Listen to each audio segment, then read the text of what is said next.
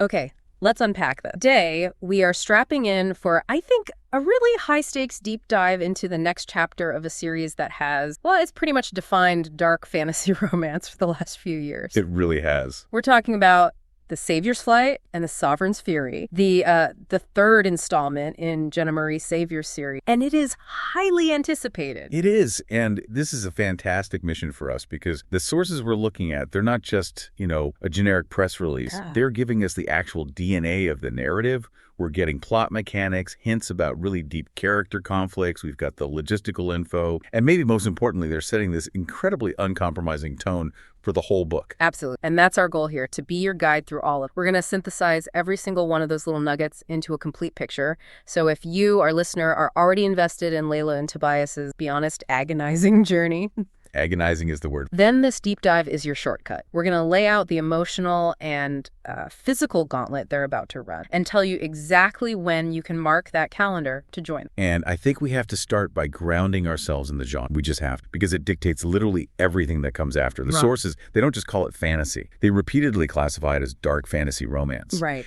And what the industry is now calling major romantasy obsession. That signals a very crucial narrative balance. It's all about that balance. High stakes, super intense emotional drama, but it's set against these themes that are, fundamentally dark, often politically ruthless and morally compromising. It's the contrast, isn't it? That's what makes the genre work so well. The darker and more brutal the world gets, the more valuable and, frankly, bright that emotional connection between the main characters. And you can't ignore the prestige here. The source material is very clear. This is Jenna Moreci's award-winning series. It is. That track record, it just sets a certain expectation, doesn't it? For complexity, for execution.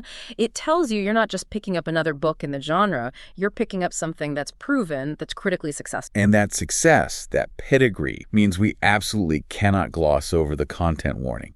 Because in this genre, a content warning, it's really more of a promise. It's a promise of what you're getting into. Exactly. The source material is explicit. It says, this book contains graphic violence and adult content, and it's recommended for readers ages 18 and older. That's not just a label you slap on, it's narrative context. It tells us the darkness isn't just hinted at, it's lived in. The political conflicts are going to be brutal, the physical challenges will be devastating, and the themes are just unflinching. I think we need to stay on that for just a second. The integration of that. Because why is graphic violence so integral to dark fantasy romance? It's not just for shock value. No, not at all. It's established as the cost of failure.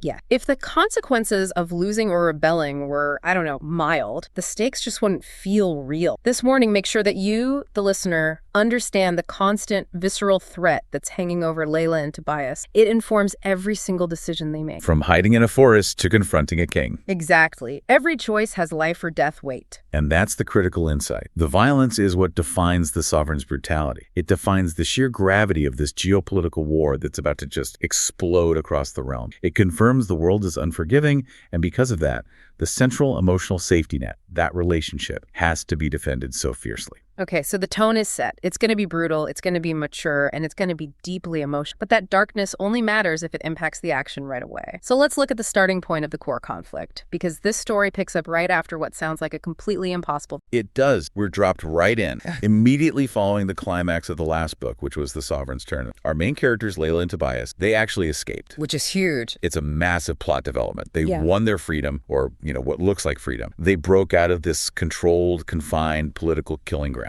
But, and this is a huge but, the sources immediately shatter any illusion that they get to rest. It says their trials are far from over. The escape, it didn't actually buy them freedom. No. It just served as the catalyst. It's what took the fight from being a localized event, the Sovereign's internal games, to a full-scale, devastating geopolitical conflict that's going to span all the allied realms. That explosion of scale is the single most important shift here. The antagonist, the Sovereign, he's not just orchestrating little tournaments anymore. He is fully mobilized for total military domination. He's going for it all. The source states it clearly. He is waging war against the allied realms, and he's determined to conquer everything in his path. This isn't just about control anymore. We're talking about true empire building. We've shifted from character-focused danger to mass military conquest. What I find so fascinating about the Sovereign strategy is that it's inherently dual-layered. It's got two parts. On the one hand, you have this grand, overarching objective, total conquest, crush the Allies, build the empire. The big picture. Exactly. But his immediate tactical objective is intensely personal. And that's what's going to fuel this relentless chase that seems to dominate the new book. And that's where the story stays centered on our heroes, even with this massive war happening all around them. The Sovereign's #1 priority isn't just marching on capital cities. No. It's to find Leila, the savior of Thesson, and kill her before she can thwart his plan. You have to stop and ask, why that laser focus? Why her, right now? Well, strategically, it's brilliant in a terrifying way. If the Sovereign can eliminate the symbol of the resistance, Leila, then the political will of the Allied realms collapse before he even has to commit his... She's a force multiplier for the other side. She is. Killing her is less about revenge, though I'm sure that's part of it, and more about narrative control. It destroys the enemy's hope. Exactly. Her importance has elevated, exponentially. She's not just a fugitive anymore. She's the living, breathing embodiment of the only real existential threat to the Sovereign's power grab. As long as she's alive. As long as she breathes, the Allied realms have a rallying point. They have justification for fighting back, and they have a source of powerful, completely unpredictable magic. By focusing on her, the Sovereign is effectively drawing the entire opposition's focus onto this one very vulnerable pair of people on the run. Which turns the bulk of the book into this deadly, incredibly high-stakes game of cat and mouse. But it's being played across entire continent, with the prize being, total global conquest. It's insane. And the sources really detail how precarious their situation is. Leila and Tobias are now definitively on the run, with absolutely no safe harbor established yet. And the threat level is just. It's immediate and it's suffocating. The realm is crawling with enemy soldiers vying for their heads. Trawling. What a word choice. It is. And the phrase remaining unseen is nearly impossible is such a profound narrative choice. It's not just difficult, it's nearly impossible. It tells us that security, even a moment of rest, is a complete illusion. We should be expecting constant close calls, betrayed hiding spots, and these split-second life-or-death decisions just defining their every moment. I think that constant acute danger is what's going to amplify the emotional intensity of the romantasy side of things. When you cannot relax for a single second, your reliance on your partner becomes... It has to. This claustrophobia, even though the chase is happening on this huge geographical scale, it forces them into this unavoidable intimacy and probably a lot of conflict. That's absolutely right. But the sources do offer a small, narrative reprieve. Or maybe it's complication. It mentions that familiar faces join them on their quest. See, that line makes me nervous. It introduces a critical new dynamic, though, to the fugitive. I'm just naturally skeptical about familiar faces in a dark fantasy setting, especially when we've already been told that betrayal is lurking around every corner. Who are these? Are they old allies from the tournament? Maybe former enemies who just happen to share a common enemy now? Or figures from their past we haven't even met yet. Exactly. And any ally, even a familiar one, is a massive risk. In this kind of environment where the Sovereign is using a full military machine to hunt them, any ally is also a vulnerability. They could be compromised. They could be blackmailed. Or, more simply, they could just betray Leila and Tobias for what has to be an immense bounty on the Savior's head. Oh, for sure. If the Allied realms are at war, the enemy's intelligence network must be vast. So bringing in these familiar faces, it offers help, food, shelter, information, but each person is a new potential point of failure. The group dynamic is going to be tested just as much as their magical skills or their survival skill. And as a reader, you're left wondering, okay, which one of these new allies is going to be the traitor? It's not if, it's who. It really is, and it raises an important question. When the stakes are the conquest of all the realms, who truly holds loyalty to a couple of fugitives over, say, the safety of their own family or their own people? Which leads us perfectly into the complexity of the character journeys themselves, because all this external pressure from the chase is just rapidly exposing these profound internal conflicts that are brewing in both Leila and Tobias. Let's start with Leila, the savior of Thesson. Okay. Because the way she's described hints at a truly monumental and frankly disturbing evolution for her character. The source material gives us this incredibly powerful line. It just says, Leila wasn't solely the savior. She could be a destroyer too. That is not subtle. No, it's a statement of narrative intent. Being a savior is all about protection, preservation, restraint, qualities we usually associate with the light. But the capacity to be a destroyer that implies volatility, ruthlessness, maybe the willingness to unleash indiscriminate force. This is where that dark fantasy element sinks its claws right into the protagonist's own identity. Deep into it. It suggests this fundamental moral ambiguity has been introduced, or maybe it's just been revealed. So the question is, does she choose to become a destroyer out of tactical necessity, crossing a moral Rubicon to save the world? Yeah. Or is this capacity just inherent to her power powers as they grow, and she's just struggling to suppress the terrifying reality of what she can really do. I'm leaning toward the latter, because the source immediately links this duality to the mechanical chaos of her abilities. It says her magic is explicitly taking on a mind of its own. Which is so dangerous. Incredibly dangerous. Unpredictable power is the ultimate liability when you're trying to secure diplomatic alliances and fight a global war. You can't be a loose cannon when you're asking people to risk their lives. And if we speculate on how these fantasy systems usually work, uncontrollable magic often means it manifests based on the user's... Right. It amplifies fear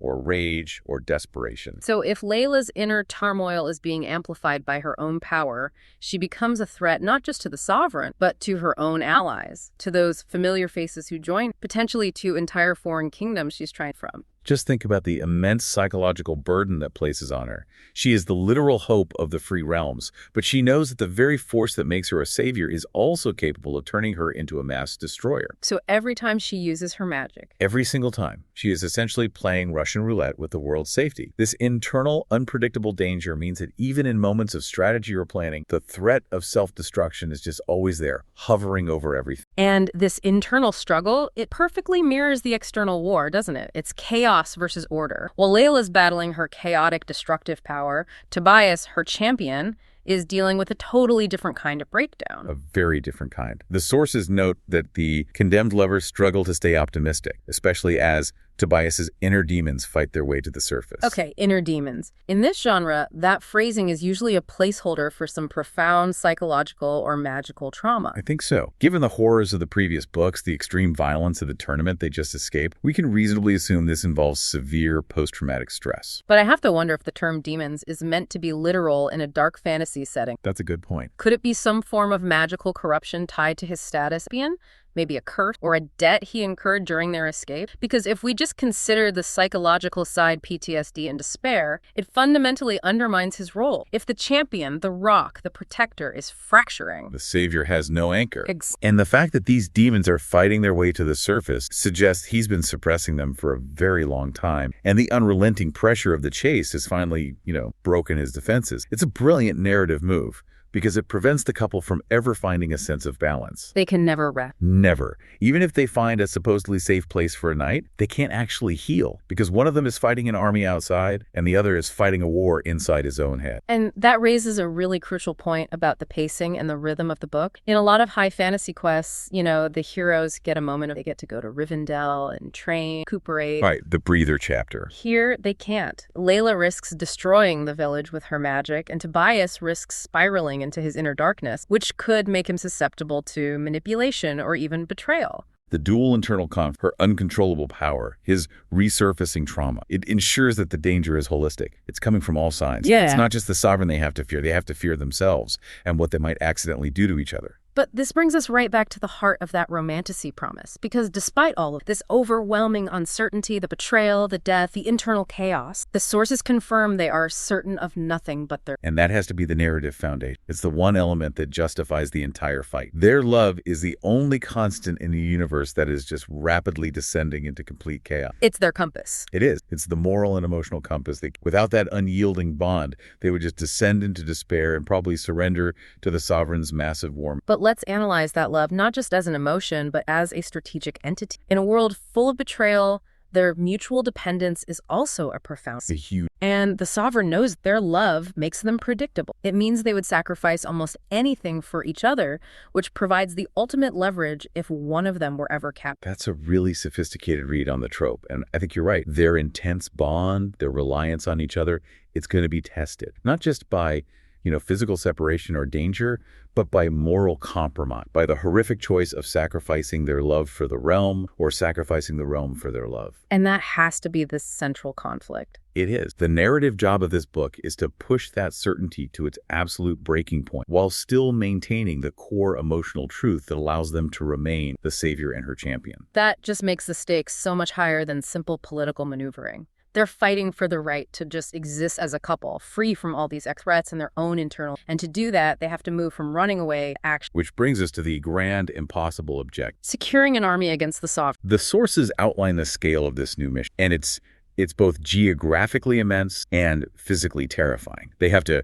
travel across foreign lands and battle unimaginable horrors. This isn't just about surviving day to day anymore. This is a strategic move to build a military counter. And here's where it gets really interesting for me. The immediate goal isn't just to find a safe house or a quiet corner of the map. It is to secure an army that can rival the sovereign. Rival the sovereign. That's a high bar. It's a huge bar, and it signals this hard pivot into like strategic epic fantasy territory. They're moving from a fugitive novel to a military recruitment saga, and that drastically changes the skill sets our heroes. And just think about the political difficulty of this mission. They are essentially asking foreign powers to commit massive resources, soldiers, logistics, weapons, to defend two fugitives from the most powerful conquering empire in the known world. It's a huge ask. They don't just need allies. They need military might that is capable of fighting a massive, mobilized, and probably very well-trained force. And the fact that they have to travel across foreign lands implies the scope of the fantasy world is about to expand dramatically. We're going beyond Thesson and the known allied realms.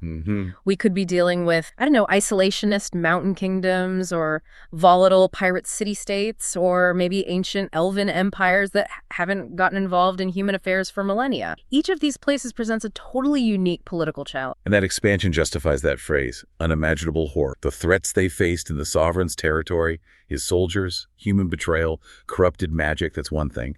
The horrors they face outside the known political sphere that suggests ancient evils, primordial creatures, or maybe the dark entities that exist between the realms. Right. So speculatively, what kind of unimaginable horrors would compel a foreign realm to commit its armies? It can't just be a plea for help. No, they'd need something more. It could be that these horrors are the price of passage. Or maybe the very existence of these foreign powers depends on suppressing these nightmares, and Leila's unique, uncontrollable power is the only key to doing that. So they might have to trade a service. Exactly. They have to go clear out a nest of ancient dragons or close a demonic portal or something in exchange for a legion of soldiers. That's a sharp interpretation. Yeah.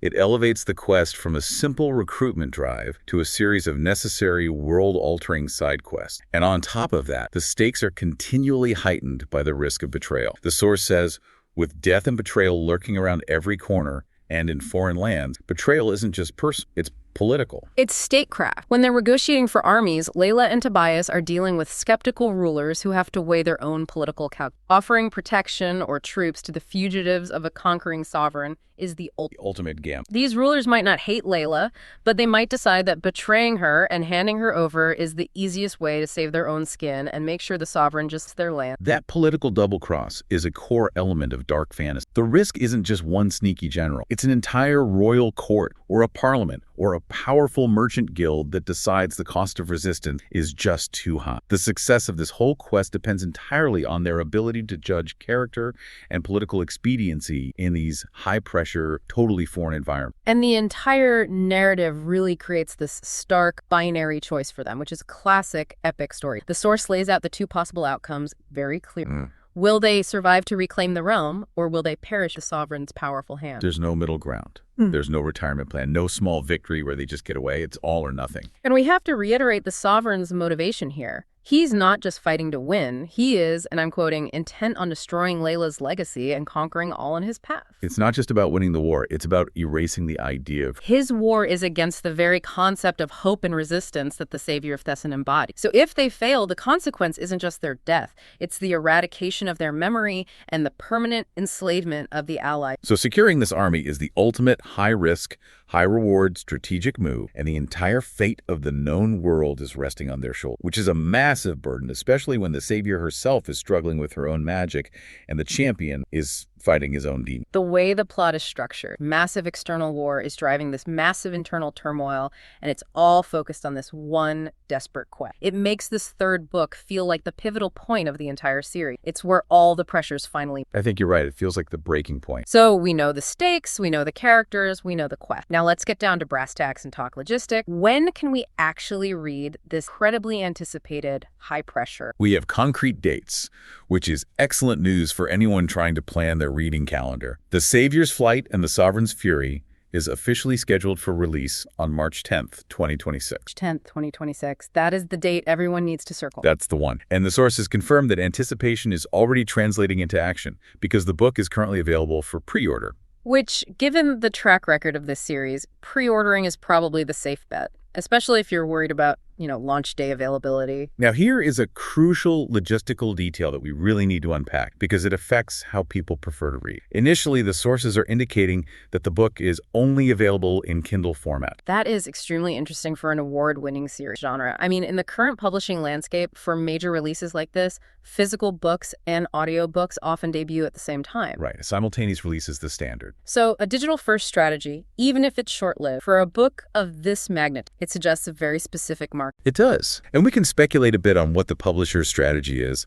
Is this a way to test the immediate digital reception and drive up review counts really quickly on day one? Or perhaps, due to high global demand for physical copies, they're staging the release to ensure a smoother logistical rollout for the print run. It seems to put the digital reader first, which is a choice. If you read on a Kindle or other e-readers that support the format, you are guaranteed to get the book on March 10th, But what about our listeners who prefer physical book or audiobooks? Well, the sources, while they confirm that initial Kindle exclusivity, they also include some market-based speculation. They say, I'm sure it'll be available in physical and audio forms upon its release. So that's not a guarantee. It's not a guarantee, but it is a very strong expectation based on industry norms for a title this big. Okay, so let's synthesize this crucial info for us. The definitive confirmed launch is digital via Kindle on March 10th, 2020. You can expect physical and audio formats to launch either on the same day or very shortly after, but the only confirmed initial format is... So if you're waiting for that beautiful hardcover to add to your collection, you might have to wait for an official confirmation. But based on the series' prestige,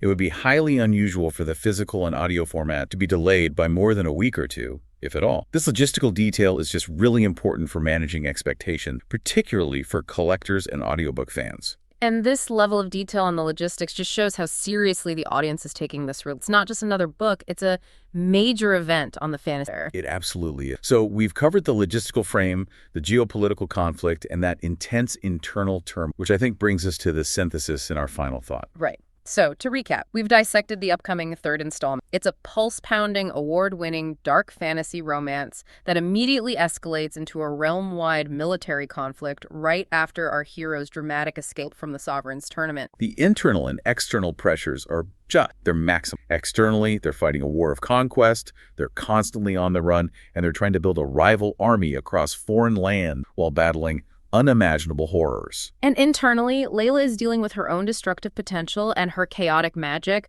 while Tobias is fighting his inner... The whole narrative seems to hinge on the certainty of their love. That's the anchor that prevents both the champion and the savior from fracturing completely under the pressure. That love is the only constant as they face political betrayal and the risk of complete annihilation, all scheduled for March 10th, 2020, starting with that Kindle release. So what does this all mean in the context of the larger narrative arc? I think it means that this next stage of the series is the ultimate test of character versus environment. The protagonist's internal weaknesses are perfectly mirrored by the scale of the external threat. And we're moving toward a definitive life-or-death confrontation that's going to either secure the realm or condemn it entirely. The setup is just perfect for a truly epic arc. Every war, conquest, betrayal, and most crucially, this internal chaos that's embodied in the Savior. And that internal chaos, I think, leads us right to our final provocative thought for you. It does.